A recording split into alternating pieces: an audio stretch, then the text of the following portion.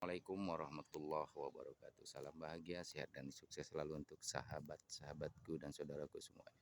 Salawat serta salam semoga dilimpahkan kepada junjungan kita Nabi besar Muhammad Sallallahu Alaihi Wasallam. Dan tentunya mudah-mudahan kita semua sebagai umat-umat Nabi Muhammad yang akan mendapat syafaat di yaumil akhir kelak.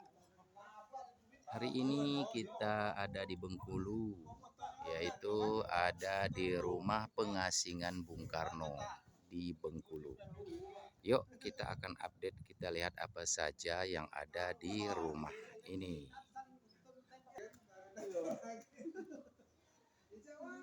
Nah, di sini nih ruang kerja dari Bapak Soekarno saat beliau diasingkan di Bengkulu. Di sini di dinding semua ada sejarah-sejarahnya.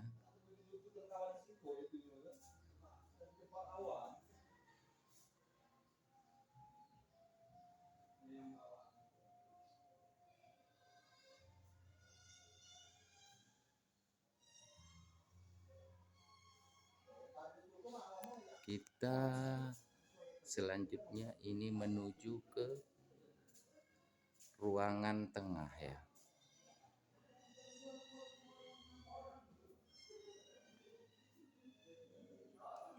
Di sini ada kostum Monte Carlo. Kostum tonil Monte Carlo, salah satu koleksi asli yang dikenakan oleh pemain pria ketika melakonkan tokoh dalam sebuah cerita panggung. Kostum tonil dikumpulkan kembali sebagai koleksi peninggalan. Selanjutnya kita akan masuk ke ruang tidur, kamar tidur dari Bapak Presiden, mantan Bapak Presiden kita, proklamator, sang proklamator Bapak Soekarno.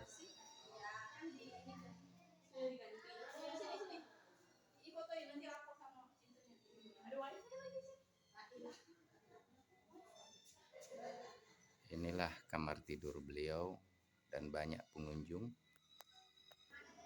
Inilah baju-baju istri Bapak Proklamator Soekarno, Ibu Fatmawati yang dari Bengkulu.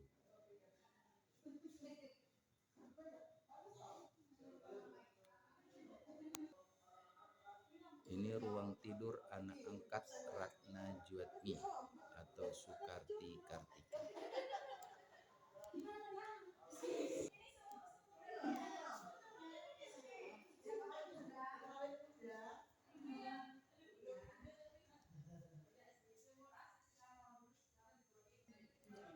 Dan ini adalah ruang kerja beliau.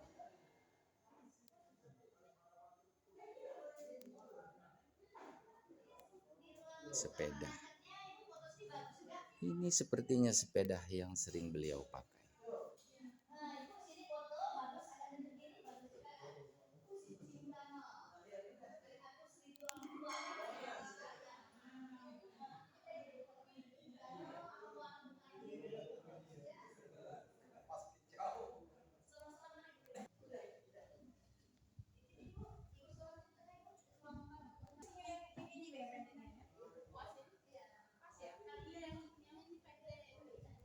Sekarang kita lanjut berkunjung ke rumah Ibu Fatmawati, istri dari Bung Karno yang ada di Bengkulu. Nah, inilah patung Ibu Fatmawati dan inilah rumah. Oke, yuk kita akan review di dalamnya apa saja yang ada di dalamnya tentang sejarah beliau. Rumah Ibu Fatmawati Soekarno, Bengkulu. Yuk kita lanjut untuk naik ke atas.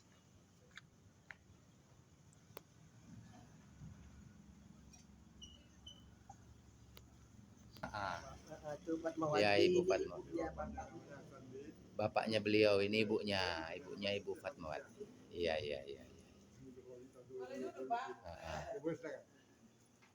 Jokowi tahun 2020. Iya. Guru anak bungsu. Fatmawati nomor 4. Ya. Puan Maharani anak Megawati. Putih anak Guntur. Iya. Megawati Jakarta. Oke. Itu di mana itu Pak? Foto di mana? Jakarta waktu itu ya.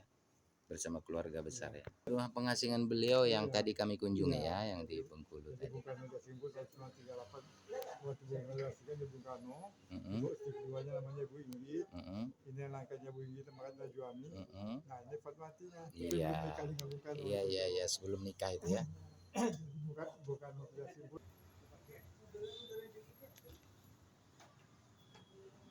Itu ruang tamu Ibu Fatmawati. Oke. Ini ruang jahit, ruang menjahit. Ya. Kalau jahit bendera itu di Jakarta Pak, yang aslinya. Ini mesin aslinya. Iya.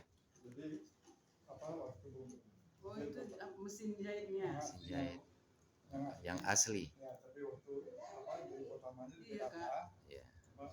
Jadi museum mesin buat ini. Inilah mesin jahit asli Ibu Fatmawati Soekarno. Dan ini ruang tidur Ibu Fatmawati. Ranjangnya ini masih asli ya. Kursi dan tempat duduknya pun yang ini yang masih asli.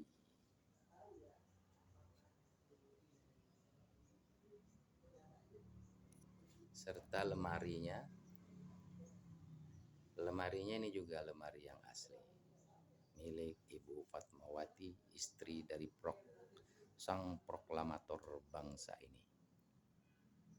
Oke, kita lanjutkan untuk review yang selanjutnya. Hari ini tanggal 7 Agustus 2026 jam 9:12 kita meninggalkan kota Bengkulu. Setelah satu malam beristirahat, menginap di rumah anak kami Nurul dan Arfa di tempat Kak Ida. Setelah kemarin diajak berkunjung ke tempat-tempat bersejarah yang ada di kota Bengkulu, di rumah pengasingan Bung Karno sang proklamator dan rumah peninggalan istri proklamator Bapak Soekarno yaitu Ibu Fatmawati, juga ke benteng Melbrook peninggalan Inggris 300 tahun yang lalu. Luar biasa memang. Ternyata peninggalan sejarah di Bengkulu luar biasa. Perlu juga memang kita mengunjungi tempat-tempat bersejarah untuk membangkitkan jiwa nasionalisme dan kecintaan kita kepada negara tercinta ini, Republik Indonesia. Terima kasih kepada kakanda kami Nurul dan kakanda kami Kakanda Ida dan Nurul beserta Ananda Arpa yang telah memberikan pelayanan yang Masya Allah. Mudah-mudahan dibalaskan oleh Allah Subhanahu wa Ta'ala, dimurahkan rezekinya, dipanjangkan umurnya,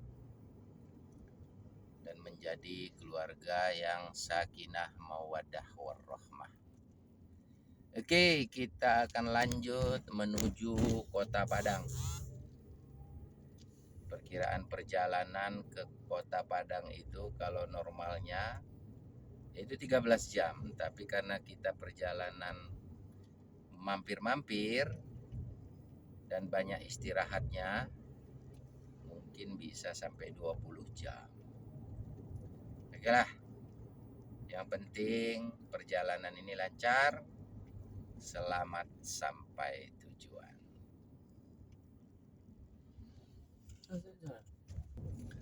Setelah kita melewati Lampung menuju Bengkulu, melewati jalan lintas barat Sumatera, kini kita lanjutkan perjalanan dari Bengkulu menuju Padang juga melalui lintas barat Sumatera, pesisir pantai. Jalan ini adanya di sekitar pantai, garis pantai lintas barat. Oke, sahabat dan saudara-saudaraku, terus kita ikuti perjalanan ini. Bagaimana dan apa saja nanti yang akan kita lewati dan akan kita lihat di sekitar jalan lintas barat Sumatera.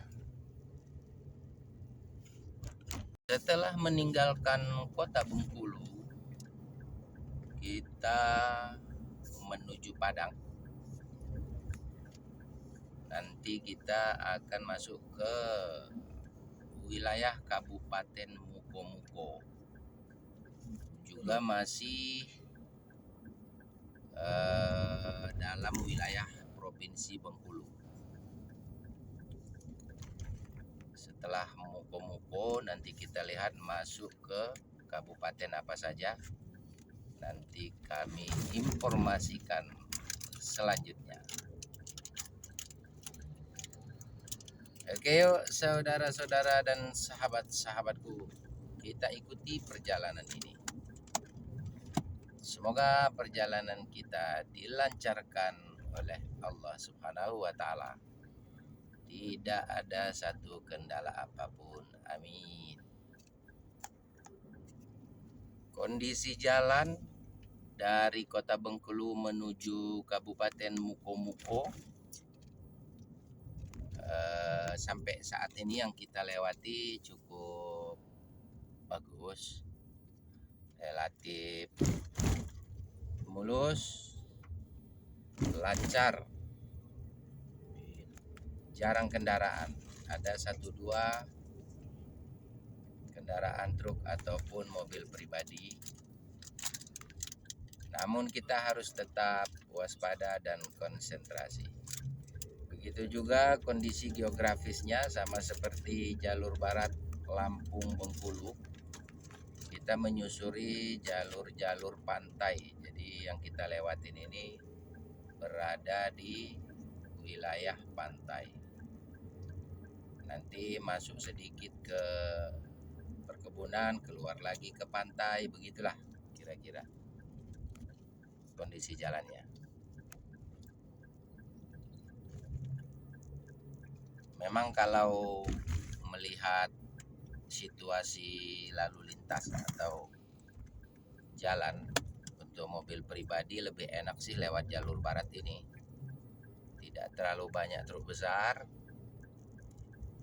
Cuman ya itu, lewat sini kita harus persiapan BBM yang cukup ya.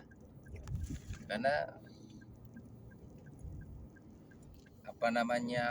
waktu kemarin kita alami, begitu masuk wilayah Bengkulu sudah tidak pernah kita mendapatkan BBM yang subsidi seperti Pertalite. Adanya Pertalite pun ada, tapi adanya di ketengan-ketengan. Saya juga bingung kenapa bisa pom bensinnya setiap pom bensin kosong Pertalite-nya. Sementara ketengan penuh. Sementara di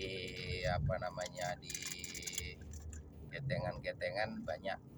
Cuman kalau kita beli sama ketengan udah 12 sampai 13 ribu harganya. 13 ribu ya.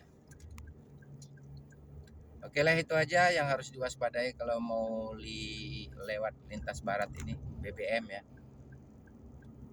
Karena jarak antara pom bensin ke pom bensin lainnya cukup jauh sampai 30 kiloan.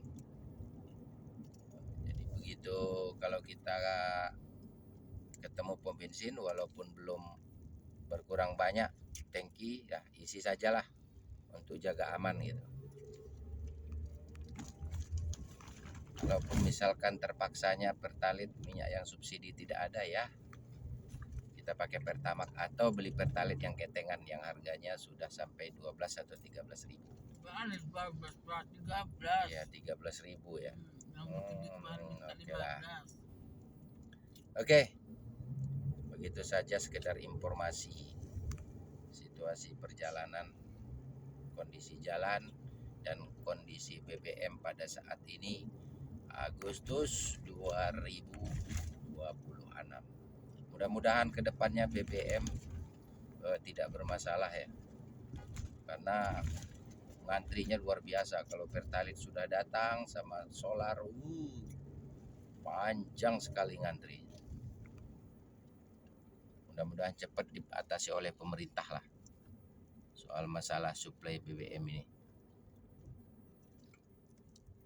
agar supaya distribusi apapun dan transportasi serta energi berjalan dengan lancar gitu, agar ekonomi masyarakat tidak terganggu, termasuk juga berpengaruh kepada ekonomi negara kalau sumber energi sulit.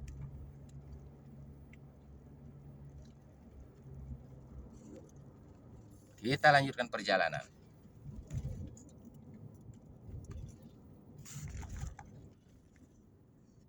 Di telepon ni mama langsung. Nah, ini pantai.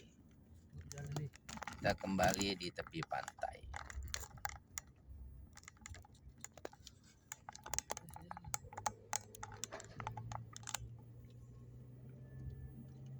Kembali kita menyusuri bibir pantai.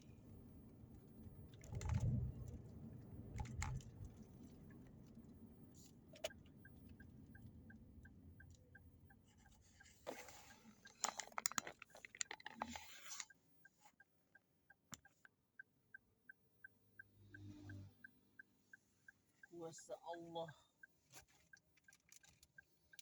Bijaksana.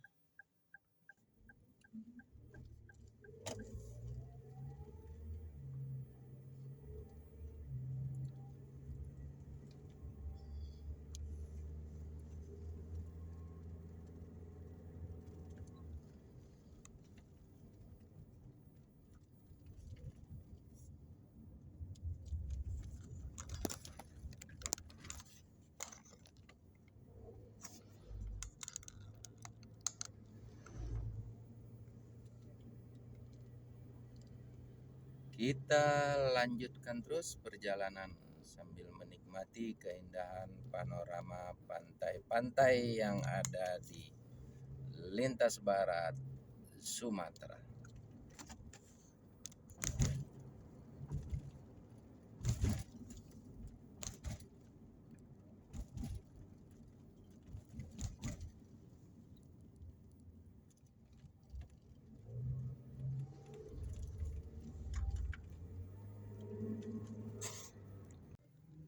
Beginilah kondisi antrian pembelian BBM untuk jalur lintas barat Sumatera. Kalau kita perhatikan yang jerigen-jerigen, banyak banget yang beli jerigenan.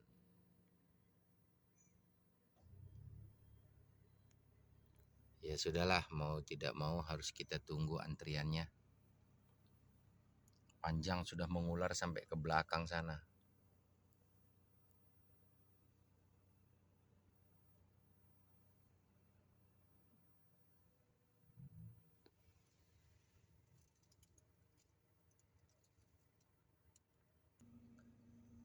Yang membeli pakai jerigen banyak banget. Waduh, bagaimana ini mobil mau kebagian ya? Kita sudah memasuki Kabupaten Mukomuko, Bengkulu. Sebuah kabupaten yang berbatasan dengan Padang kalau nggak salah ya. Jadi mungkin 2 jam lagi atau 1,5 jam kita akan masuk ke Provinsi Padang. Tapi untuk mencapai kota Padang mungkin sekitar 5 atau 6 jam lagi. Nanti kita lihat apakah kita akan tembus ke kota Padang atau tidak, tergantung kondisi. Cuman untuk jalan di lintas barat antara Bengkulu dan Padang ini mulus, bagus. Walaupun berkelok-kelok, tapi keloknya nggak terlalu parah ya. Kelok bukit-bukit kebun sawit gitu. Jadi bukan seperti kelok mendaki bukit, tapi bukit-bukit kecil perkebunan sawit. Kalau jalan luar biasa, mulus, mantap. Oke, terus kita lanjutkan perjalanan. Nanti setelah masuk kota Muko-Muko kita update kembali.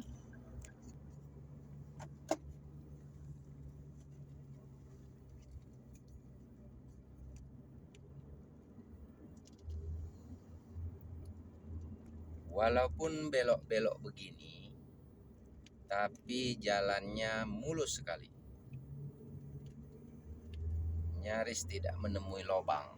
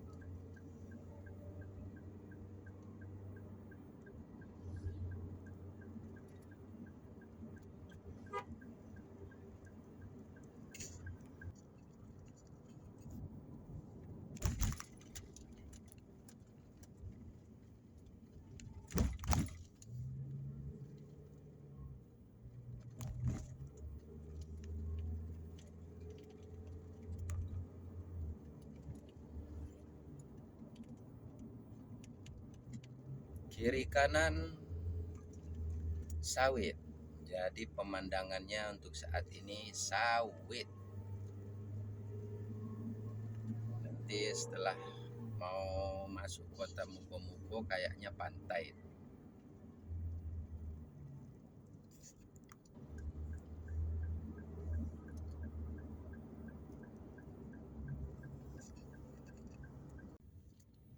Jam 6:04 kita memasuki kota Muko-Muko.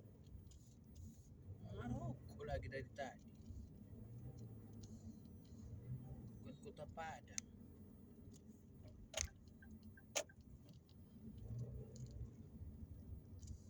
Untuk mencapai kota Padang membutuhkan waktu 5 sampai 6 jam lagi. Oke, kita ikuti terus perjalanan ini. Jadi kita kemungkinan nanti akan istirahatnya setelah Muko-Muko. Kita lihat saja nanti di mana tempat istirahat. Wilayah apa nanti tempat kita istirahat. Kita masih di Muko-Muko menyusuri garis pantai dan menjelang terbenamnya matahari. Luar biasa indahnya pemandangan ini, Masya Allah. Banyak orang yang mengambil momen gambar seperti ini ya.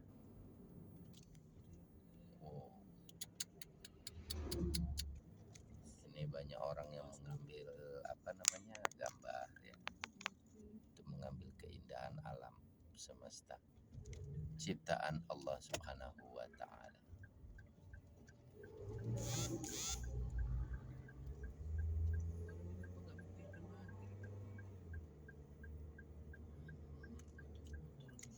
Jadi di sebelah kiri kita ini pantai nih, pantai lepas, laut lepas Samudra Hindia. Indahnya luar biasa memang di sini pemandangannya.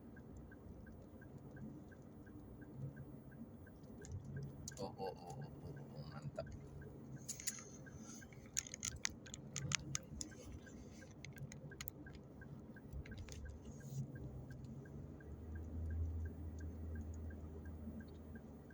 Oke lah sahabatku semua, kemungkinan kita akan beristirahat di Muko-Muko. Besok pagi kita lanjutkan kembali perjalanan menuju Sumatera Barat. Demikian saja perjalanan pada hari ini. Salam bahagia, sehat dan sukses selalu untuk semuanya. Wabillahi taufiq wal hidayah. Wassalamualaikum warahmatullahi wabarakatuh.